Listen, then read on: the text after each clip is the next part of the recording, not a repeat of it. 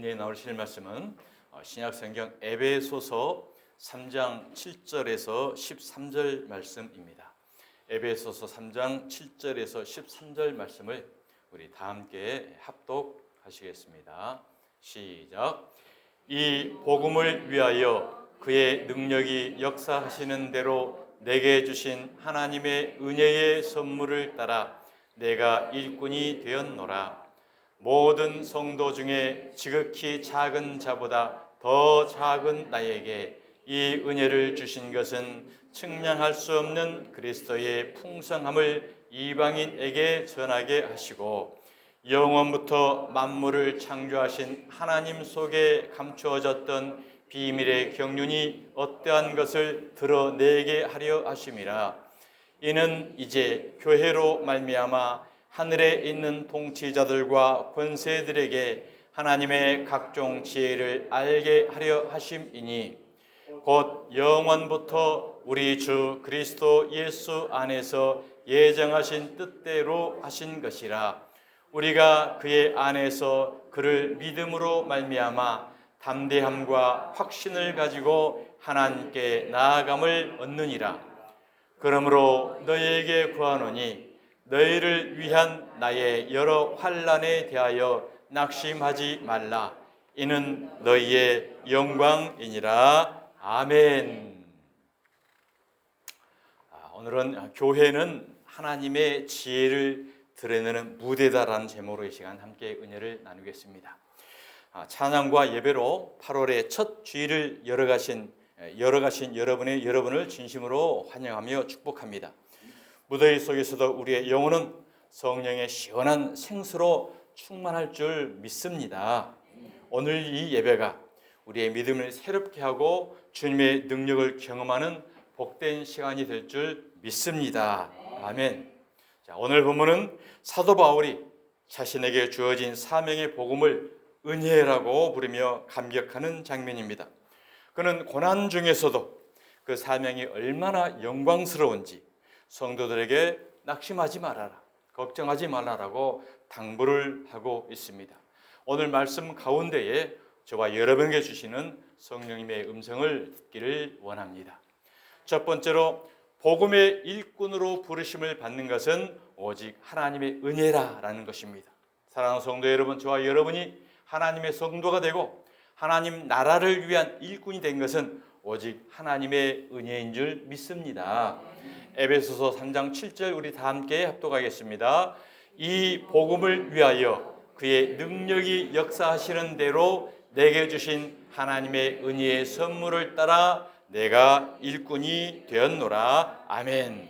이 복음을 위하여 내가 일꾼이 되었노라 라고 사도 바울은 고백을 합니다. 이 고백은 사도 바울만의 고백이 아니라 저와 여러분의 고백인 줄 믿으시길 바랍니다. 바울은 어떤 사람입니까? 바울은 복음의 대적자에서 오늘 위대한 복음의 일꾼으로 변하는 그 과정에 자신의 노력이나 자신의 그 훌륭한 인격이나 그 많은 지성이나 지식이 하나도 개입이 되지 않은 것입니다. 자, 그러면 바울이 이와 같이 위대한 하나님의 복음의 사역자가 될 수 있었던 과정에는 무엇 때문이었습니까? 바로 오늘 본문 말씀에 그의 능력이 역사하시는 대로라는 것입니다. 자신이 내가 복음 증거자가 되어야 되겠다, 위대한 이방인을 위한 사도가 되었다라고는 한 번도 생각해 본 적이 없습니다. 오직 그의 능력이 역사하시는 대로 된 거예요. 그래서 그 능력이 역사하신 대로는 무엇입니까? 바로 내게 주신 하나님의 은혜의 선물을 따라 되었다라고 고백을 합니다. 사랑하는 성도 여러분, 저와 여러분이 하나님의 천국 백성이 되고 직분자가 되고 하나님의 나라를 이끌어갈 수 있는 귀한 사역자의 가운데인 것은 우리의 지난날에 우리가 훌륭한 인격을 세워서 우리가 열심히 하나님을 믿어보겠다고 내가 작정을 해서 하나님의 교회를 위해서 정말 열심히 충성 봉사해서 그런 것 하나도 없습니다. 오직 그의 능력 따라 하나님의 은혜의 선물로 구원받고 저와 여러분을 일꾼으로 부르신 줄 믿으시기 바랍니다. 은혜라는 것은요, 나의 하는 것은 0%입니다. 오직 하나님의 100%만이 은혜인 거예요. 나의 의지가 1%라도 개입이 됐다, 이것은 은혜가 아닙니다. 저와 여러분이 구원받고 천국 백성 되는 데는 이것, 그래서 오직 은혜라고 하는 거예요. 그래서 오늘 이 시대에도 사회에서 자신의 많은 경력과 능력과 이 스펙이라든지 이런 것을 동원해가지고 신앙생활을 해보려고 하는 사람들, 이런 것은 100%의 은혜가 아닌 거예요. 하나님의 은혜에 자신의 무언가를 개입시키려고 한다는 거죠. 이건 바로 은혜가 아니고 그런 자들은 천국 갈 수 없는 거예요. 그들이 성경에 누구였습니까? 유대인들이었잖아요. 유대인들은 율법을 통해서 완벽하게 율법을 나는 지킨 사람이야. 그 중에 대표자가 사도 바울입니다.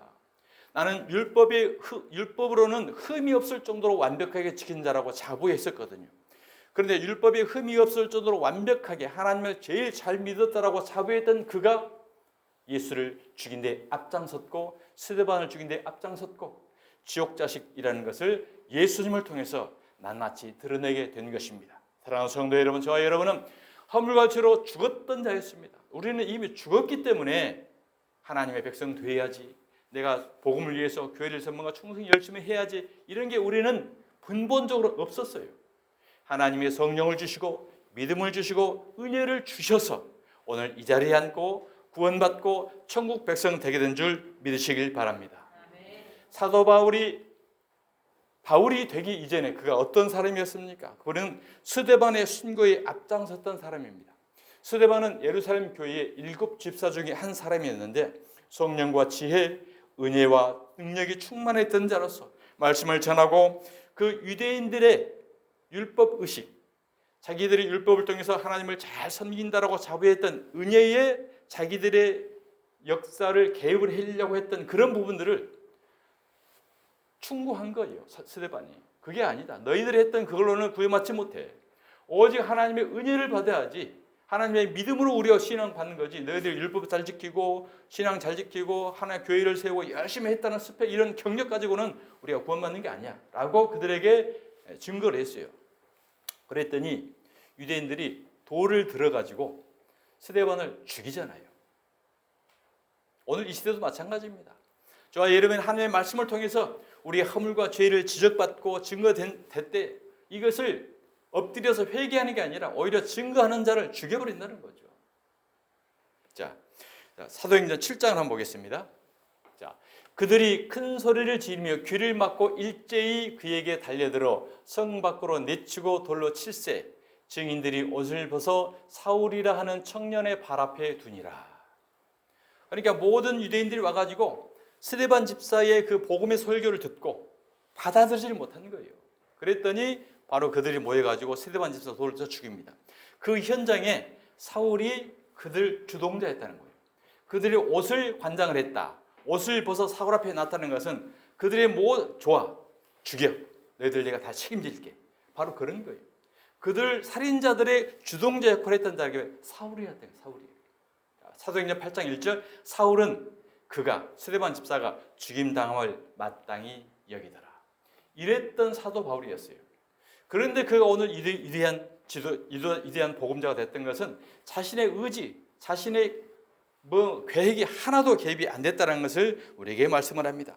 사울은 단순히 구경만 한 것이 아닙니다.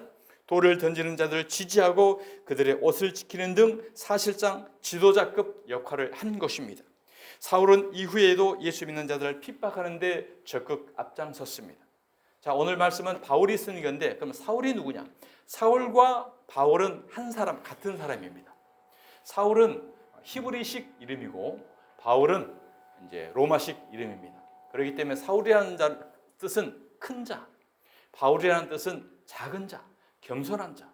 그래서 예수를 만나기 이전에 사울, 예수를 만나기 이후에 바울, 이와 같이 변모됐던, 그러니까 이름을 통해서 신앙의 정체성을 우리에게 말씀한 거예요.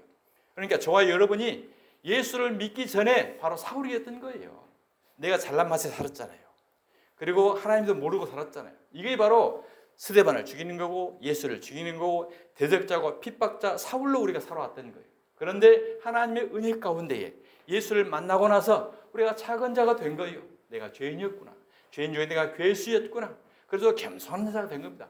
자신의 죄를 깨달아야 겸손한 자가 되지, 자신의 죄를 모르면 교만한 자가 될 수밖에 없어요. 큰 자밖에 될 수 없어요. 내가 무슨 죄를 졌는데 오히려 고개를 쳐들고 큰 자가 되잖아요. 정말 내가 죄를 졌다, 내가 잘못한 자다라고 깨닫는 사람들은 엎드릴 수밖에 없어요. 작은 자가 될 수밖에요. 겸손한 자 될 수밖에 없어요. 그래서 사울과 바울의 이름의 역할은 바로 존재의 정체성을 우리에게 말씀한다라는 것입니다. 사울이 주의 제자들에 대하여 여전히 위협과 살기가 등등하여, 그러니까 위협과 살기가 등등했던 이 사울의 모습은 무엇입니까? 신앙적 열심입니다. 신앙적 열심. 그러니까 신앙을 깨닫지 못하고 무모한 열심, 무모한 신념은 어떻게 해요? 위협과 살기가 등등한 모습일 수 있다는 거예요. 오늘 시대에도 우리가 복음을 정확하게 이해하지 못하고 그냥 맹목적 신앙, 맹목적 신념으로 신앙생활을 열심히 하다가는 사울처럼 위협과 살기가 등등하여 스데반을 죽이고 성도를 죽이고 예수를 다시 십자가에 못 박는 그 악한 행위를 할 수가 있다는 거예요. 그러니까 우리가 정말 얼마나 신앙생활을 하나님의 말씀을 바르게 제대로 알아야 되는 것은 정말 중요합니다. 많은 유대인들이 있었지만, 이스라엘 백성들이 있었지만 다른 그들에게 예수님은 저주하지 않았어요. 하나님을 가장 잘 믿는다라고 자부했던 유대인과 서기관과 바리새인들, 그들을 향해서 너희들은 독사야, 독사야. 그러니까 당시에 가장 큰 욕이 독사예요. 뱀의 자식, 독사. 독을 품어내는 뱀이야. 그들이 율법을 통해서 율법 행위 의를 내놓는 자체가 독이라는 거예요. 그리고 그 근본은 누굽니까? 너희는 뱀이야. 뱀에 잡혀서 너희는 독을 뿜어내고 있는 거야. 이것을 이야기하고 있는 거예요. 그러니까 오늘 이 시대도요, 복음의 은혜를 전하지 못하고 율법대로, 성경대로, 말씀대로 살아야 우리가 구원받고 은혜받고 하나님의 축복받는다라고 율법을 계속 먹이는 자는 뭘 먹이는 거예요? 독을 먹이는 거예요. 독을. 물론 그런 말씀들은 성경에 나와 있어요. 나와 있는데 나와 있다고 해서 하나님이 하라고 한 단계에서 문자대로 정하면은 그냥 독 먹이는 거예요. 율법의 의의가 무엇이었습니까? 율법이라는 것은 하나님이 우리에게 율법을 613가지 거기에 딸린 세책 엄청난 것을 다 줬지 않습니까? 이것을 지키라고 분명히 줬어요. 구약 성경에. 그런데 그 하나님의 본 뜻이 뭐냐면은 너희들이 율법들을 지킬 수 있니? 이걸 물어본다는 거예요. 그래서 율법이라는 것은 은혜가 100%라고 했잖아요. 율법도 우리가 100% 완벽하게 지켜야 우리가 하나님의 의에 도달할 수 있어요. 우리가 율법을 100% 완벽하게 지킬 수 있다. 그러면 지키십시오. 그러면 하나님이 인정하고 구원해 줘요. 그런데 그 중에 하나라도 1%만 부족하다. 그러면 지옥입니다. 저주입니다. 그래서 야고보서 2장 10절에 뭐예요? 너희들이 율법을 다 지키다가 하나만 안 지키면 다 안 지킨 거야. 꽝이야. 결국 뭐예요? 너희는, 인간은 율법을 완벽하게 지킬 수 없는 죄인이야. 그렇기 때문에 엎드리고 고백하고 엎드려 항복하고 예수 그리스도 십자가를 붙들어야 돼. 예수 그리스도 십자가를 복음을 통하지 않고서는 너희는 구원을 얻지 못하는 거야. 이것을 깨닫게 하려고 하나님은 우리의 율법을 줬어요. 이게 복음입니다. 이게 성경 어쩌면 핵심이에요. 사도 바울이 로마서에 그렇게 이야기했고 갈라디아서에 이야기했고 골로새서에 이야기했고 에베소서 이야기 전부 그 이야기거든요. 그런데 이 맥락을 깨닫지 못하면 하나님이 율법을 지키라고 했네. 신명기 18장 지키면 많은 복을 준다고 했네. 못 지키면 저주받네. 그럼 우리는 무조건 열심히 지켜야 돼. 하나님 지키라고 했잖아. 지키기 바랍니다. 안 지키면 저주입니다. 열심히 지키세요. 이건 뭐예요? 하나님의 말씀에 의의를 깨닫지 못하고 뱀이 독을 계속 뿜어내고 있는 거예요. 그러면서 그대로 말씀대로 순종하고 열심히 율법들을 지키고 있는 것이 바로 저주의 멍에의 사슬을 더 얽게 되는 거예요. 우리는 오직 은혜구나. 100% 하나님으로 인해서 나는 율법을 통해서는 의를 주는 게 하나도 없구나. 제로구나. 꽝이구나.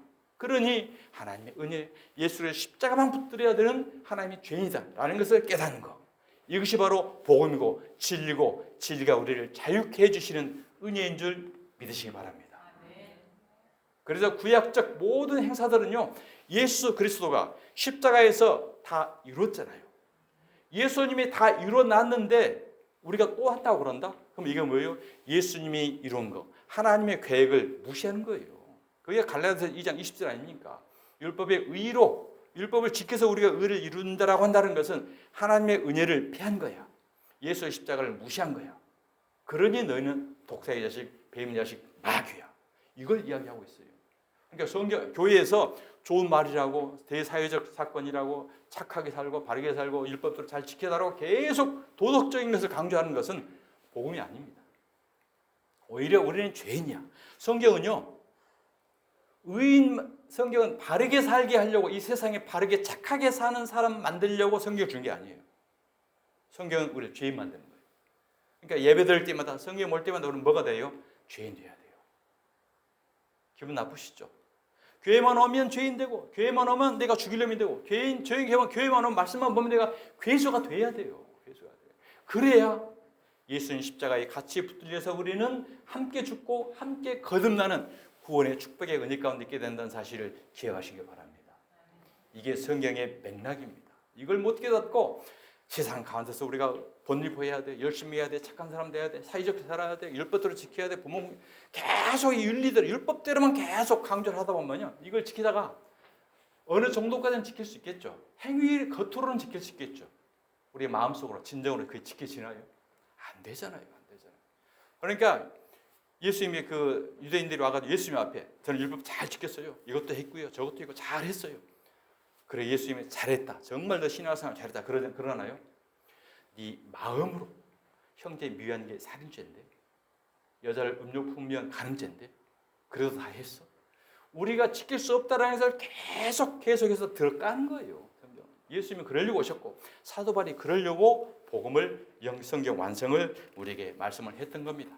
자, 대제사장에 가서 다메섹 회당에 가져갈 공문을 청하니, 이는 만일 그를 따르는 사람을 만나면 남녀를 막론하고 결박하여 예루살렘으로 잡아오려 함이라.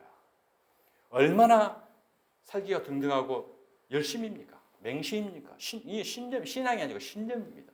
오늘 이 시대에도 기독교가요, 광장으로 나가고 기독교의 정당성을 같이 차지하려고, 세를 규합하려고 나가서 그냥 외치고 이런 것들은 신앙이 아닙니다.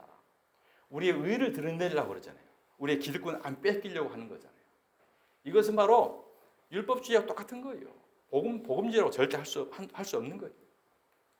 자, 그러면 그렇다고 한다면 왜 사도 바울 이와 같이 악한 자를 하나님은 복음자로 불렀을까?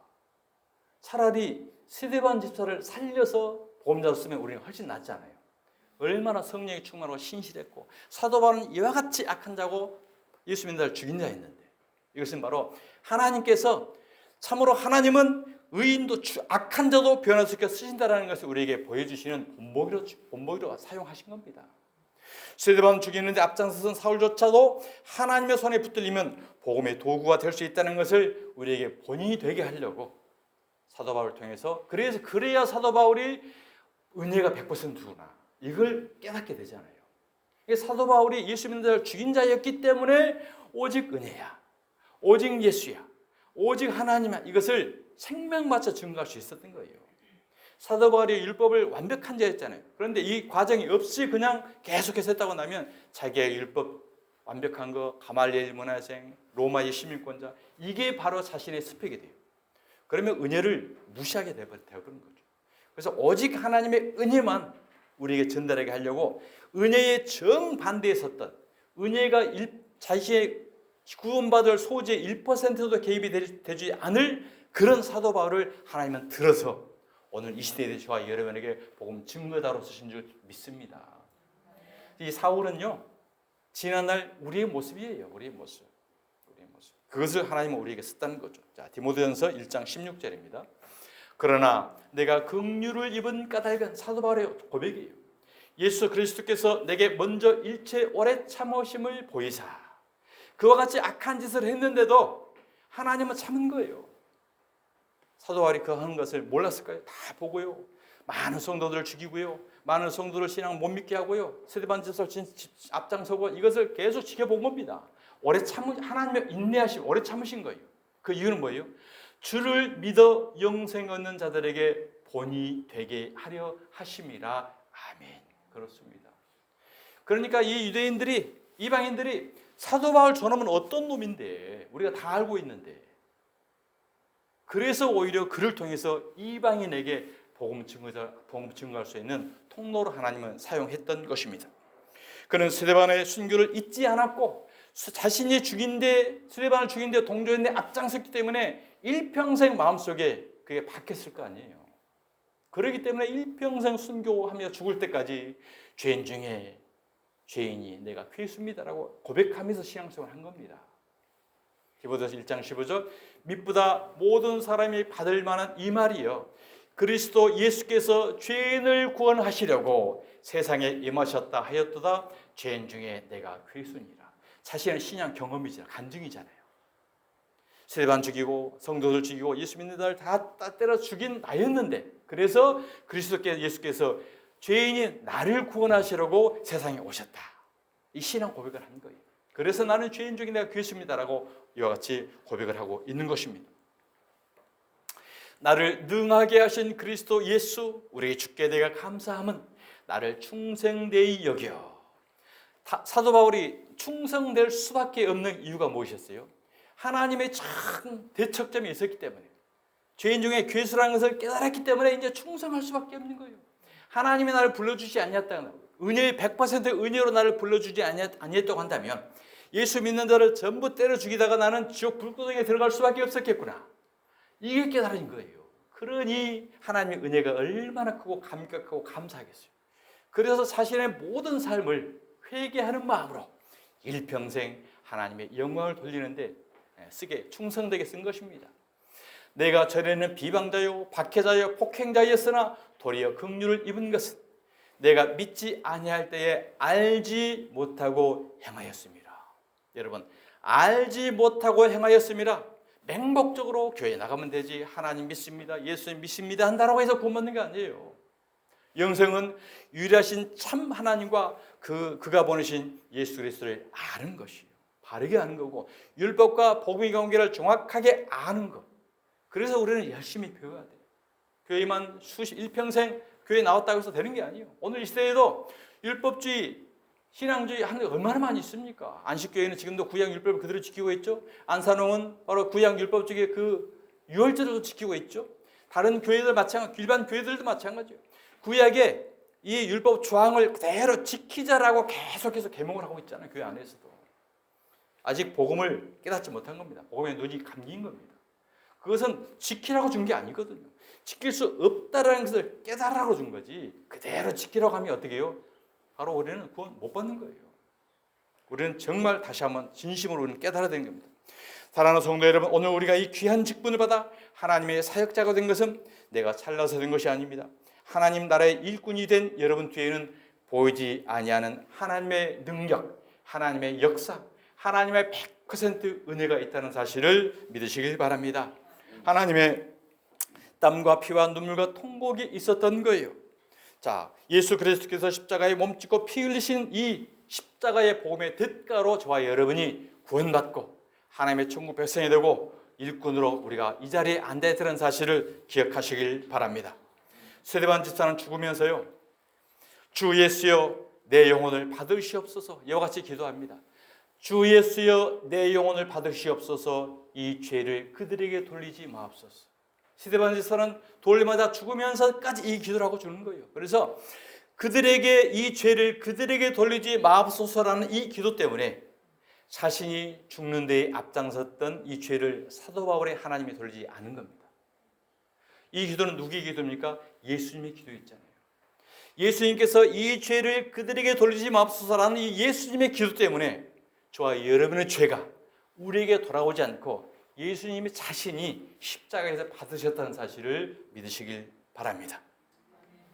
예수님이 십자가에 죽으심으로 저와 여러분이 죄사함을 받아 성도로 복음을 위한 일꾼으로 부르심을 받게 된 것입니다. 그럼에도 우리가 이 하나님의 일꾼된 것, 성도된 것을 가볍게 우리가 생각할 수가 있겠습니까? 사도 바울은 이 측량할 수 없는 가치를 알았기 때문에 감옥에 갇히는 환난에서도 조금도 흔들리지 않았습니다. 오히려 낙심하지 말라고 격려하며 나의 환난이 오히려 너희의 영광이라고 오늘 성경은 고백하고 있습니다. 에베소서 3장 13절, 그러므로 너희에게 구하노니 너희를 위한 나의 여러 환난에 대하여 낙심하지 말아라. 내가 받은 이 환난은 너희의 영광이니라. 로마서 11장 13절, 내가 이방인인 너희에게 말하노니 내가 이방인의 사도인 만큼 내 직분을 영광스럽게 여긴다라고 고백하고 있습니다. 사랑하는 조평의 성도 여러분, 하나님의 은혜의 선물로 믿음 주시고 구원해 주시고 하늘나라의 귀한 성도의 직분을 허락하심을 영광스럽게 여기시길 바랍니다. 이 땅의 직분도 얼마나 귀합니까? 지금 정부가 바뀌어서 장차관들이 지금 바뀌고 있고 정부의 요직들이 하나하나 지금 채워질 것입니다. 그 한 사람 한 사람들은 국가를 위한 이 요직 직분을 위해서 얼마나 영광과 자랑스럽게 여기고 있습니까? 그러나 여러분, 이러한 직분들은요, 한시적인 거예요. 한시적인 거. 우리가 그 권불 10년 화무 11홍이라는 말이 있습니다. 권력은 10년을 가지 못하고 붉게 물든 꽃은 열흘을 가지 못한다라는 말이 있습니다. 권세는 10년 못 가고 꽃은 열흘 못 봅니다. 어떤 권력자도 영원히 권세를 유지할 수 없고 아무리 아름다운 꽃도 오래 피어있지 않습니다. 우리 눈에 보이는 이 땅과 하늘은 옷과 같아서요, 낡아지고 갈아입게 되고 변할 것이라고 성경은 말합니다. 오직 주만 영원하신 줄 믿습니다. 히브리서 1장 10절입니다. 주여, 태초에 주께서 땅에 기초를 두셨으며 하늘도 주의 손으로 지으신 바라. 그것들은 멸망할 것이나 오직 주는 영존할 것이요, 그것들은 다 옷과 같이 낡아지리니 의복처럼 갈아입을 것이요, 그것들은 옷과 같아서 변할 것이니 주는 여전하여 연대가 다함이 없으리로다. 땅과 하늘과 하나님이 지으신 것 전부 멸망하고 없어집니다. 오늘 성경은 뭐를 비유하면 옷으로 비유하잖아요. 옷. 우리가 옷을 한번 딱 입으면 멋있습니다. 좋습니다. 그런데요, 옷은 오래 입으면 어떻게 돼요? 낡아지죠. 옷 낡아지면 벗어야 돼요. 낡아졌는데도 계속 입고 다니면 거지라고 그래요. 거지. 그 다음에 옷은 변합니다. 왜? 계절이 변하잖아요. 여름이 됐는데도 겨울 두툼한 찬바를 입고 다니면 돌았다고 그래요. 돌았다고. 그리고 옷은 또 변합니다. 무엇이 변해요? 유행이 변하잖아요. 유행이 변해요. 저도 지금 옷이 버리는데도 아까워서 못 버리는 옷이 있어요. 버리기는 아깝고 유행은 변했고, 옷은 유행이 변하면 못 입어요. 옷은 낡아지고요, 변하고요. 이와 같이 이 세상도 다 옷과 같다는 거예요. 세상도 유행입니다. 세상도 여행도 유행 따라하고, 뭐 국내에 가기도 하고 외국에 가기도 하고, 먹는 음식도 유행 따라 다 변하고. 그러니까 이 세상에 있는 것들은 전부 변하고요, 갈아입어야 되고요, 벗어야 돼요. 이걸 오직 예수 그리스도만, 주만 영존한다라고 우리에게 말씀을 하고 있습니다.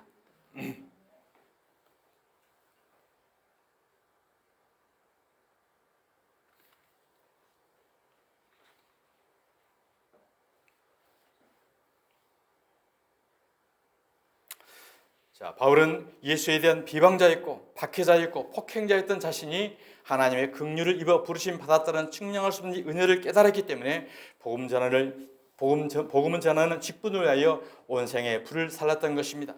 사랑하는 주편의 성도 여러분, 허물과 죄로 죽었던 저와 여러분을 하나님께서 긍휼히 여기셔서 십자가 보혈로 구원해 주시고 하나님 나라를 경영하기 위한 경륜의 직분을 맡기심을 영광스럽게 여기시고 충성되이 잘 감당해 나아가시는 저와 여러분 되시기를 주님의 이름으로 축복합니다. 아멘. 두 번째입니다.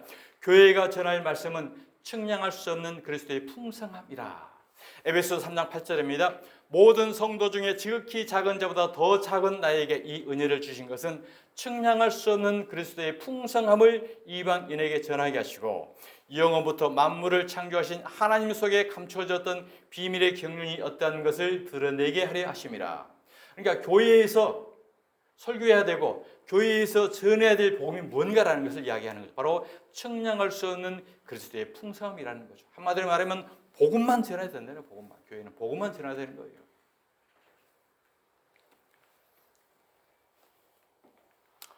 자, 사도행전 16장 31절입니다. 주 예수를 믿으라. 그리하면 너와 내 집이 구원을 받으리라. 죄인에게 구원을 주는 복음보다 더 소중한 것은 없습니다. 믿기만 하면 구원을 주는 복음, 이러한 복음의 신비를 우리는 어떻게 측량할 수 있겠습니까?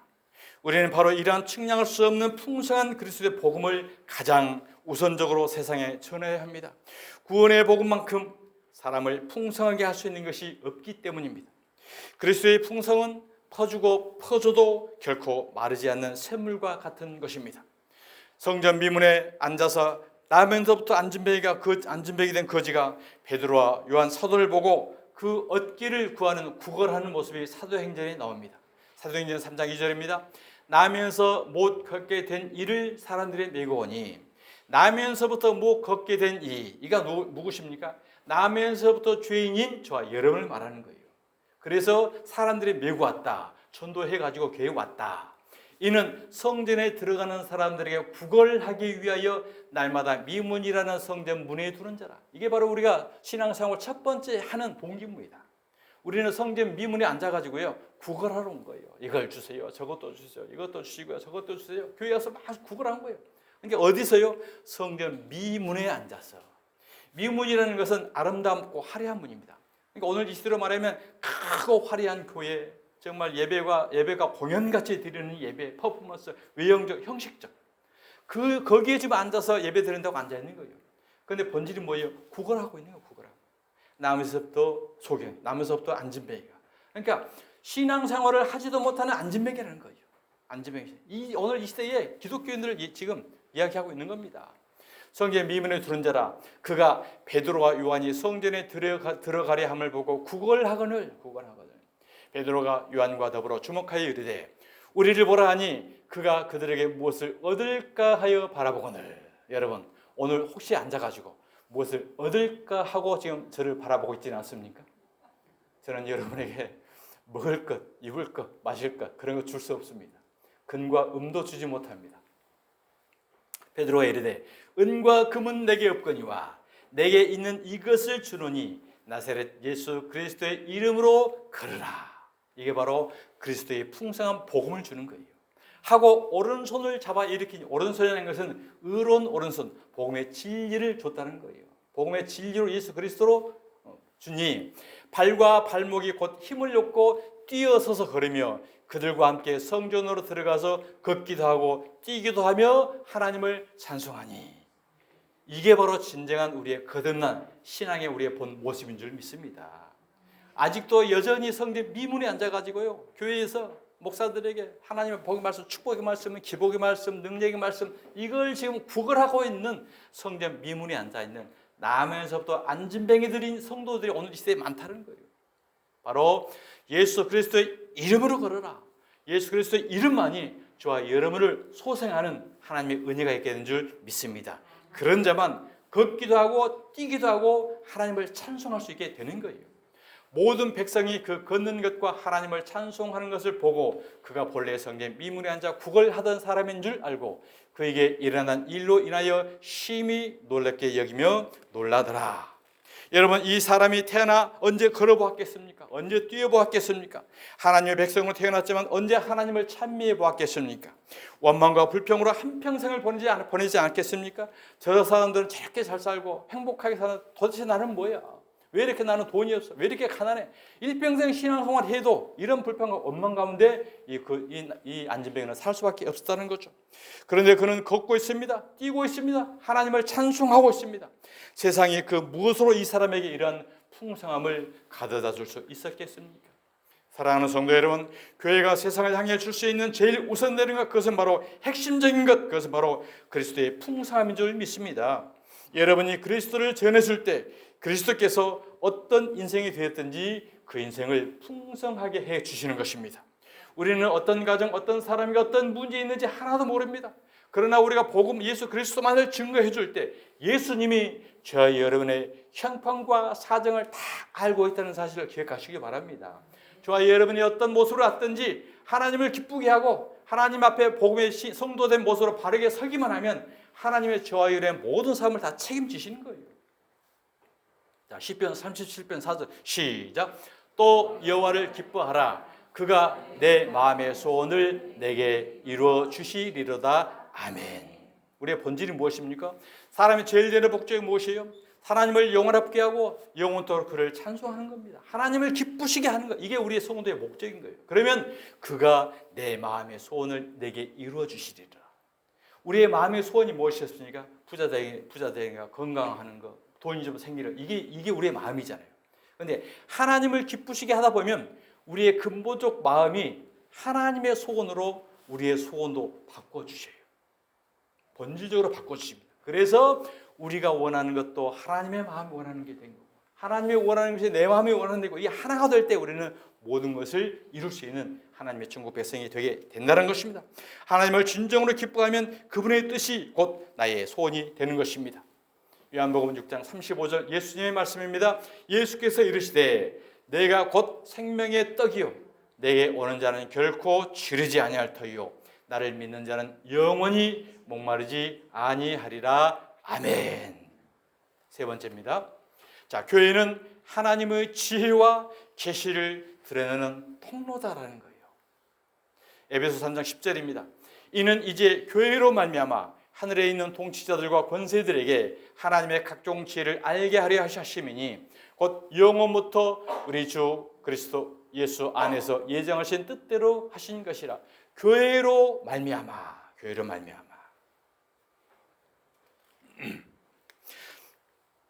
자, 교회는 우연히 존재하는 것이 아니라 하늘의 구속 역사에 참여하는 기관인 것입니다. 우리가 속한 교회가 단순한 예배당이 아니라 하나님의 영원한 뜻이 실현되는 통로라는 사실을 잊지 마시길 바랍니다. 교회의 역사를 보면요, 타락으로 그 권위와 존귀함이 한없이 추락할 때가 많이 있었습니다. 지금도 여전히 이 시대에 교회와 목회자의 타락으로 많은 지탄을 받고 있는 현실입니다. 그럼에도 불구하고 하나님께서는 여전히 교회를 통하여 하나님의 경륜을 이어가고 계십니다.